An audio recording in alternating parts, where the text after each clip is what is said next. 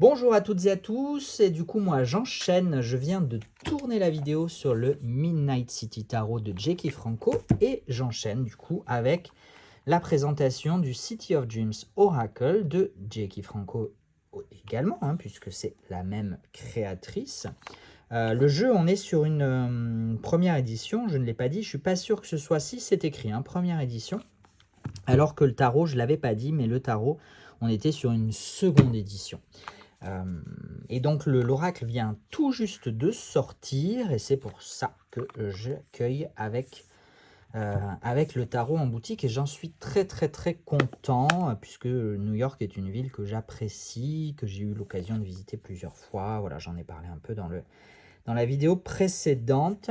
Au niveau de la boîte, ici pour l'oracle, on est sur une boîte qui s'ouvre par un rabat latéral, illustré intérieur-extérieur, très jolie illustration, moi j'aime beaucoup. J'aime beaucoup les illustrations. On a à l'intérieur de la boîte un petit livret, voilà, qui vient expliquer les cartes. Alors c'est assez succinct, c'est un oracle, les explications sont quand même assez succinctes, on est sur une demi-page en moyenne. Ça permet de donner des indications tout en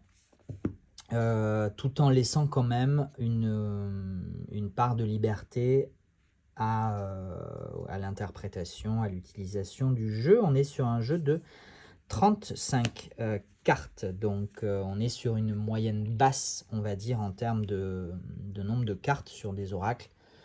Généralement, ça se situe autour de 50. Au-delà de 50, je trouve que ce sont des beaux oracles où on commence vraiment à avoir de la matière, peut-être un peu trop, je sais pas, ça dépend. J'utilise peu d'oracles dans ma pratique, qui est déjà assez réduite. Mais voilà, qualité, on est sur la même qualité que le tarot, donc c'est du linen. Là, on n'a pas un dos réversible, puisque généralement avec les oracles, on n'utilise pas de dos réversible. Par contre, on a des tranches colorées holographiques pearl, argentées, blanches. Le problème, encore une fois, des tranches holographiques, c'est que ça s'abîme assez rapidement. Voilà. Et puis du coup, je vais vous passer les 35 cartes en revue. Pour la plupart, il y a le nom dessus. Alors la première, je sais, est-ce que c'est 11-11, je ne sais pas. Pour les autres, on a souvent le nom quand même indiqué à un endroit de la carte. Donc l'oracle, tout comme le tarot, évidemment, met à l'honneur la vie urbaine, et même très urbaine, puisque l'environnement est celui de New York City, de la ville de New York, aux États-Unis.